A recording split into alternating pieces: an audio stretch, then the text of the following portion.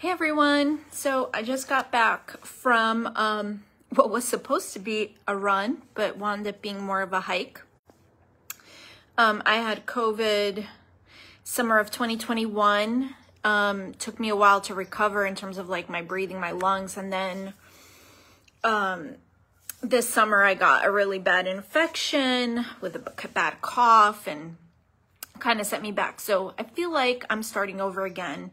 And that's what led me to my reflection. I was actually working on the Runner's Revelation vlog and wanted to share here with you guys because I think I personally love social media. I love how it keeps us all connected, but it's very easy to get caught in this comparison trap.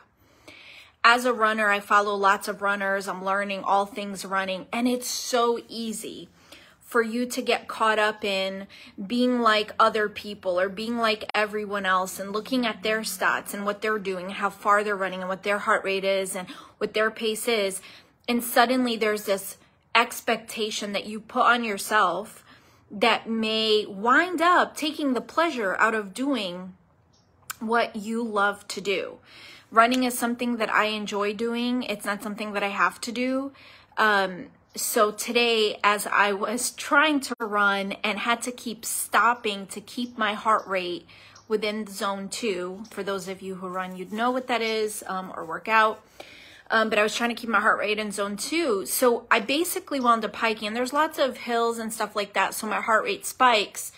But it would have been so easy for me to feel defeated and be like, I just can't do this. You know, I stink as a runner. But I was actually listening to a podcast called Running Explained with Elizabeth, and the authors of Born to Run were on there, and they were talking about just that, how sometimes we all become performance-based and we wind up losing the joy in doing the things that we were created to do, the things that we enjoy doing, because it becomes about achieving something. So I wound up like being, you know what, if this whole thing winds up being a hike, then it's a hike. And it's fine because my heart rate was exactly where it was supposed to be in order for me to start building my endurance base. Now, reflection. I had a shoulder injury, and then, like I said, last summer I had COVID. So I was out of the game for a little bit. And then in November 5th of 2021, I started working out and running again, and I've built it. And here I am, we're at the end of the year, and I can look back at the whole year and say, I have been consistent in my fitness and my health. My eating and some other things aren't, from a health perspective, are not exactly where I want it to be, but my fitness is, because I have been consistent. I may not be where I want to be, and I may feel like I'm starting over because I'm switching from road racing to trail racing. It's a whole different beast, so I feel like I'm starting over. But I've been consistent, and everything that I have done over the year is just going to set me up for success for next year. And I have some big goals for next year. So I have 3 huge goals, and then other things are going to be smaller goals. But what I want to share with you guys is, last year, I just kind of set out to be fit, to start running again, to get back to the habit of my fitness, because I love it. I actually enjoy it. And I've done just that. And I may not be where I want to be, but I've been creating the habits necessary to get me where I want to go, because what I want to do is not about me doing it 1 year and stopping or running a race and that's the end of it. This is like a lifelong thing that I want to do. I want to enjoy running. So I'm really trying to develop these habits and build these skills that are going to set me up where I can do this for the rest of my life. I'm not the type of person who thinks, oh, I'm going to be 90 and have a walker. And no, like, I anticipate spending the rest of my years being fully functional. That is my desire, and I'm living my life in a way to make that happen. So I have things that I need to improve. But the year before, I went through this leadership course and training, and it really changed my mindset. And I think that it's what helped me be so successful last year. Even though I didn't have any big goals, goals per se, but I can look back over the year and be like, wow, a lot has happened over the year and I've gotten things done. Some big things happened and it wasn't anything I had written down or planned for. But I think that the reason I was able to achieve those things is because from my leadership course and then some other books and trainings that I went through that were very much targeted to neuroscience, I became invested in working on who I am, in my being and in my becoming. Because I believe that we're all created in the image and likeness of God. And even in those areas that we don't really reflect that well, we are becoming more and more like him. That's what our life's purpose should be, to conforming into the image of Jesus Christ, which is the image of God. So I focused more on being. This year has been hard. There's been some things that have happened that were hard. And then I also feel like from an emotional perspective, and it's kind of hard to share things like this because some people read into it and make assumptions because they think they know my life based on what they see on social media. But I only put on social media what I want you to see. So just like everybody else. But I've been going through these changes, and although I'm still young, I'm 41 years old, I feel my body changing, and it's come with some frustrations from a physical standpoint, hormonal standpoint, and all that stuff. So from a health perspective, those are the things that I'm working on. I need to get better at really just maintaining and learning more about that to work with my body, giving it what it needs so that it can work optimally. But working on who I am as a person, not on what I do, having those goals really set me up last year to accomplish the things I've accomplished this year, because I didn't set out to like do anything. I just have been working on certain characteristics of my life, and that will continue into 2023. Now for 2023, I have huge goals. Okay, I have 3 big goals that I want to accomplish. That's why I'm calling them aspirations. Because I'm not going to determine my year as a failure or success based on whether I do those things or not. Because while I have those 3 things, if I don't accomplish the 3 things, I'm not going to consider it a failure. And while I have those 3 things, if I accomplish more or something comes along, I'm going to go with the flow. Because I focus on, what I've learned to do is focus on who I am. So focus on my being and my becoming. How am I living my life? Who am I? Am I expressing the nature of God? Am I living in love? Am I living in hope and joy and peace? Because those are the things that God created me to live in. And when I accomplish those things, this is scientifically proven, guys. When I live in love, when you live in love, when we live in a state of peace, we wind up accomplishing things and we are successful in everything that we do. It's a byproduct of that state of being. So as I go into 2023, I have these aspirations, but I also have the continued focus on who I want to be. I want to be a person of love. I want to be a person of hope. I want to be a person of peace. And I want to be a person of joy. And I'm going to pursue those things every single day. And I have aspirations of things that I want to accomplish that will not dictate whether I'm successful or a failure. But they're things that I believe are in line with those state of beings that I want to be, because running and some other the 2 other things will bring me great joy. And they fit and align with that state of being for me. So 1, I want to share this. So 1, my big goal for 2023 is I want to run a 50K. I don't know exactly how many miles that is. I think it's like 30 something miles. It's over marathon because a marathon is 26.2. So 50K is over. Now for the added challenge, because the reality is I know that I can do a marathon. I have no doubt in my mind. I've done it many times before. I know I can do it. I also know I can do an ultra on road. If I train, it's going to be good. I've done a 40 miler before, and I've run well over 26 miles many times before. So I know I can do it. But this is going to be a trail race, and trails it's been proving to be really difficult for me and not an easy feat. So it's like an extra challenge. So I'm super excited about this. 50K, it's going to be in the fall in October. And I've gotten with a coach, so I now have a coach. I'm very excited about this because she has an amazing reputation. She's an amazing person who does all the things that she teaches. She's also the race director to the 50K I'm going to be running, so who better to coach me than her? But I really think that what she's going to bring to the table in my life is going to be amazing. I think she's going to bring me to the next level and kind of teach me, because I feel like I'm starting over as a runner, even though I've been running for many years. So I kind of set that tone in my life where I am going to learn from her as much as possible, as if I've never run before. So that is goal number one. Goal number two is I have a trip to Mozambique in the summer.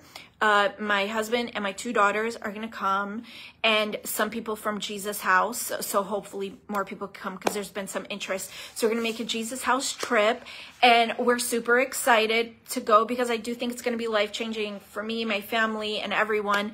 We are going with my parents' organization called Root of Hope. So it does help keep the cost low, but as you can imagine, it's still costly, because just plane tickets can go anywhere between $2,000 to $2,500. So multiply that times 4. So the challenge of going to Mozambique is really a financial one. And I really feel strongly that this is the year that we're going to go, and believe 100% that God will provide. And I believe that God will use people to help provide and to give. So I'm excited about that. You'll probably going to start seeing more fundraising stuff about that. And then the third goal is to write another book. So for those of you who've been following me for a while, you know that I have a book. I don't push the book a lot because I'm not really satisfied with it, not from a content perspective, but from a formatting perspective, the visual of it, the cover. I'm not very happy. I'm not very proud of the book, so I don't really push it a lot. I've given a lot of them away for free. And I was going to work on the 2nd edition, which I had announced, but as I dive into it, I'm going a different direction, which is I want to write a book about God. I want to write a book about the nature of God, about who God is, because I really believe that that is the foundation to everything that we do. We are all made in the image and likeness of God, and so many people are looking for their purpose, for their place in this world. And we're trying to find in with all these self-help books, and we have the Bibles and affirmations and all this stuff. But for some reason, for so many of us, it doesn't work. And I have come to learn that understanding who God is and knowing who God is foundational to 1, having a relationship with him, 2, living this life in joy, love, and peace, and 3, living our lives according to the purpose that we were designed to. So all of us have a common purpose, which is to conform to the image of Jesus Christ, which in essence is really to reflect the image and likeness of God, which we were all created to be.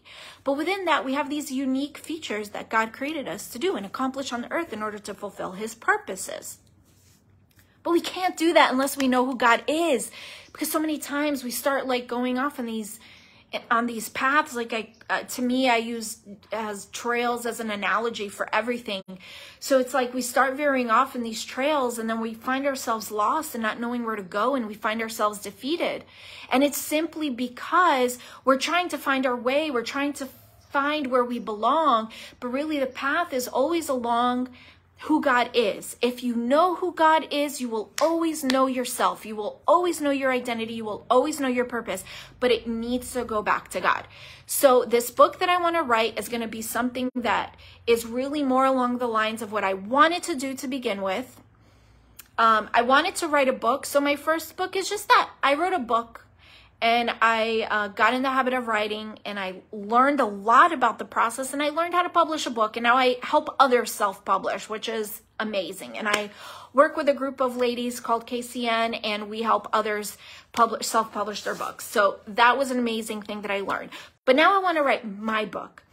And what I want to write about is God. I want to write about who God is, because whenever I've been waking up early and focusing again on just learning, and I went back to learning about who God is, it just brings me life. Like seriously, every time I take the time to understand who God is. And some people find that negative. They're like, you're just filling yourself with head knowledge. No, let me understand. We are human beings created with a soul, body, and spirit. In that is the body. All of this that God created is essential to understanding who he is. Without our brains, we cannot understand who God is. We can't have a relationship with God. Our whole body is essential to relating with God. Adam and Eve related with God on a human level, and that's what we were created to do. So as I dive into learning about who God is, it just excites me. It excites my soul. It literally sets me on fire. There is nothing more than learning about God. That just, all week, whenever I watch something, like I watch The Chosen and I listening to these videos and just thinking about Jesus, like during this Christmas season, right? Like our focus has been on Jesus and his life and his birth and all of that. And I was crying, like tearing up all the time, just thinking about Jesus, because when you know who God is, when you truly understand the scriptures, when you truly understand theology, you know who God is, you will understand how incredible the life of Jesus is. And let me just add that recognizing and acknowledging the humanity of Jesus does not remove his divinity. It actually magnifies his divinity. And there's people who have issues with The Chosen because of how it amplifies and brings to the forefront the humanity of Jesus. And they think it's like somehow removing his divinity. Like, no, you don't understand. Jesus was 100% man. He was born out of a woman's vagina. He nursed on his mother's boob. He pooped in his diaper. He peed in his diaper. He played like any kid played. He had to learn. He grew in stature and maturity. The Bible says he was a kid like everyone else, so much so that the one account that we know is when he was 12, he left his parents without them knowing. You know, he thought he was doing something that wasn't a problem. And he went, and when I reflect on the birth and life of Jesus and his humanity, it brings me to tears, because you realize that God loved us so much that he gave us himself in human form. And you cannot understand the magnitude of that unless you know who God is. So my book is going to have, so far, there's 5 pillars of who God is. I have sought the Bible in so many ways, and I call them the God is. What does the Bible tell us about who God is? And this doesn't remove relationship. I soak, I pray, I worship, I do all that stuff. But as much as I do all those things, I also seek the scriptures. The scriptures are everything. They are what tells us who God is. God in the scriptures, I don't believe that the Bible is the word of God. I believe there are words of God in it, but it reveals who God is. And so many times we look at the Bible to tell us who we're supposed to be, what we're supposed to do and not do. And we're looking at all these human things, but really God gave us the scriptures so that we could see him in it. Everything the Bible is to tell us about who God is in it. So when we look at these flawed humans like Adam and Eve, Cain and Abel, David and Moses and Abraham and Job and Paul and Peter and all those people, when we look at these flawed human beings, it's not about them. The scriptures is not telling us about them and their flaws and their opinions. It's about us seeing who is God despite all those things. How is God behaving? Who is he? Who is his nature? So I see these 5 pillars of who God is. And one of those pillars really is the foundation, the cornerstone of where everything comes off of. So that center place is God is love. God is love. That is the essence of who he is. Everything he is, does, breathes. Every other aspect, every other pillar of who he is comes off of this one thing, which is God is love. Who he is as creator, which is one pillar. Who he is as Father, which is another pillar. Who he is as pure and holy is another pillar. Who he is as judge is another pillar. All stems from this place of love. He cannot be creator, father, judge, and holy without this concept of love. Everything stems from there. So the book that I want to write this year is really going to be diving into those things in a very deep place. So who is God is love? What does that mean? That is something that in a book, I can't. I feel like it's a lifetime of exploration. You're going to be exploring these things. I'm going to be exploring these things for the rest of our lives. Who is God as love? Who is God as creator? I think we read Genesis 1 and 2 and we gloss over it. We see the bare minimum. I have been studying Genesis 1 and 2 for like 4 or 5 years, okay, diving into it in many different ways throughout the time.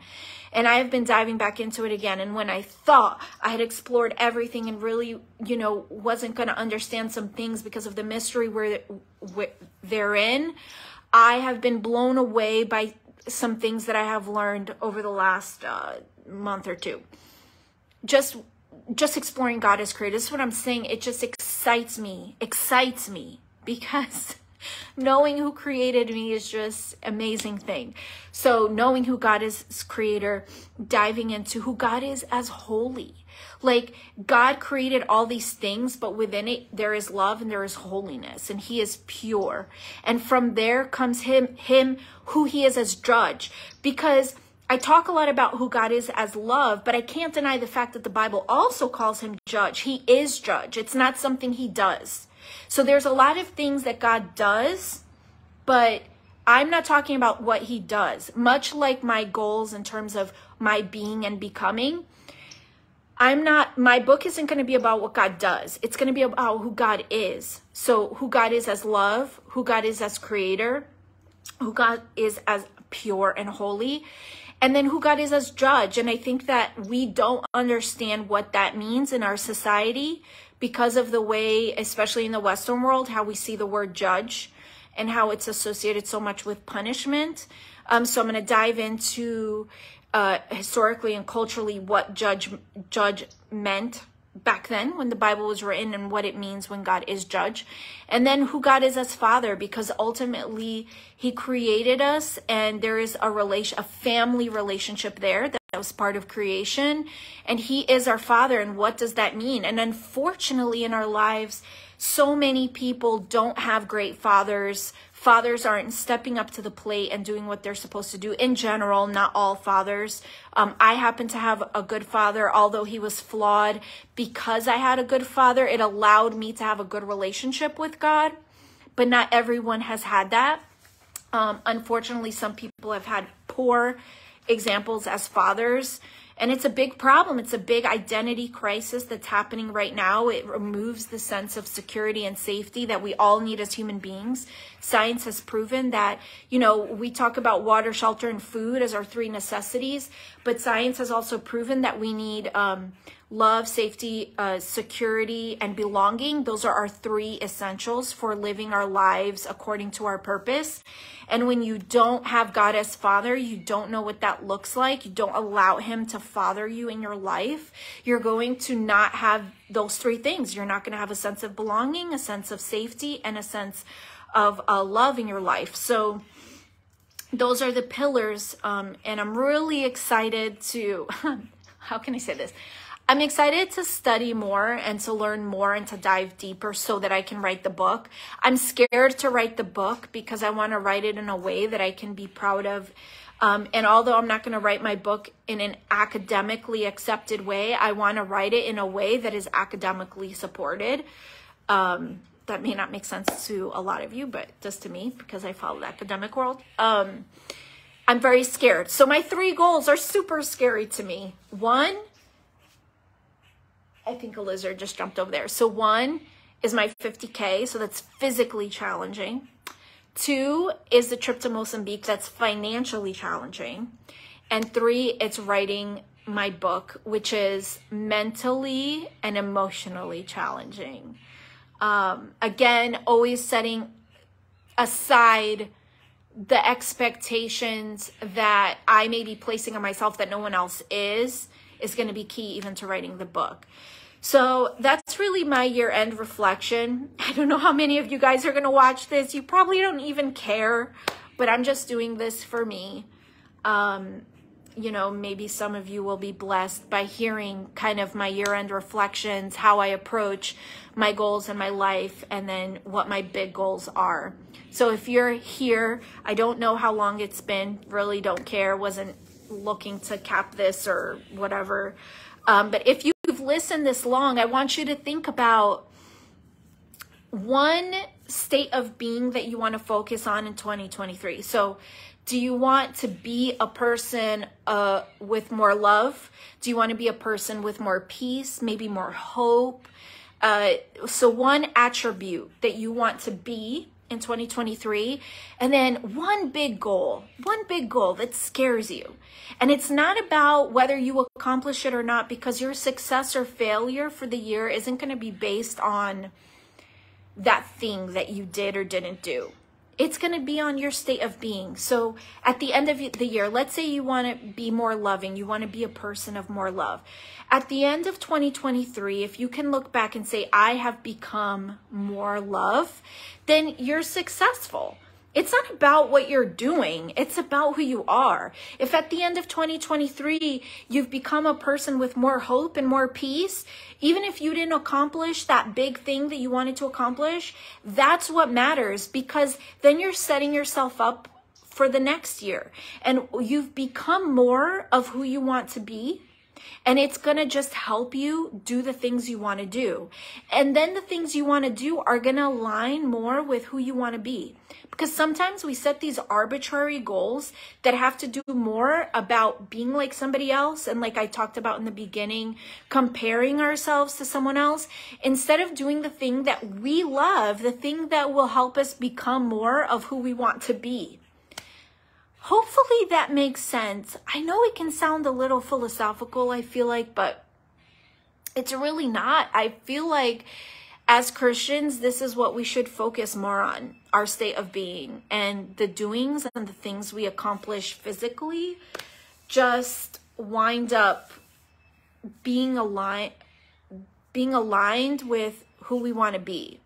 So focus more on becoming. I feel like you're going to be more satisfied, feeling more successful. I know that over the last 2 years of shifting that focus from accomplishing things to being who I want to be has helped me feel more successful and accomplished. So thank you all to who have listened, even though my hair is crazy because I just got back. But that's it. So that is, I wound up doing a vlog here on Facebook too, I guess, other than just Runner's Revelation. So yeah, that's it. So if you want to, like, you come up with a goal of being or doing, like, share below. I'd love to hear it. If there's anything that I can help you with in achieving that, let me know. I'm going to be, hopefully I'm going to be sharing more this year in 2023 on here than I did last year. Can't promise, because sometimes I get so caught up in things I don't have the time to do it, but I hope I do, because I really want to turn, one of my purposes for the year is to also inspire and motivate. So it's not just about living now. I want to take it to the next level and like inspire and motivate. So I know part of that is sharing on social media. So it's just the way things are nowadays. So that's it, guys. If I don't talk to you before, you guys have a very happy, move over from one year to the next. Just continuing. Don't wait till January 1st to get things started. Start them today. If you really want to accomplish it, you don't need to wait. Definitely enjoy it though if you're with family. I know this time of the year can be hard for some folks, but just remember, it's about focus on being who you want to be. There's no expectations. Nobody's putting anything on you. Focus on who you want to be. Lean on God. Come to know who God is. Build your relationship with Him. And it's going to be okay. And if this time of year is hard emotionally, it's sad for you, like, I feel for you. I know it's hard. I went through a few holidays that were really hard for me. Just want to cry just thinking about it because it was a really emotional time. But I'm here now. That's why I'm crying, because like night and day, just 5 years later, night and day, between where I was then, the darkness I was living in then, and the light, the hope that I'm in now. Like, incredible. And it all goes back to God. It all goes back to God. And it's what led me, that transformation is what led me to really diving into who God is. learning about God. People see theology as something that's very brain driven, but it really is about discovering who God is, and it's not removing the Holy Spirit from it. It's just ensuring that what we know of God comes from this scriptural place of who he really is, and not this place that's been tainted by culture and society. Because a lot of the things we think about God have been tainted by culture and society and modern technology. It's just a reality. So it's about getting back to the beginning and making sure that what we know now and how our culture and society is now isn't tainting our view of God. That's it, guys. I love you all. Have a happy new year. I'm so excited to see all of you continue posting your holiday pictures, your family pictures, sharing your feelings and emotions on Facebook. I don't know. I love reading it. I feel like I get to know you guys a little bit better. Definitely comment more on my stuff. Even if you don't agree, because I love to have conversation. It just helps to let me get to know you better, even though it's all virtual. But thanks, guys. Bye. Love you all.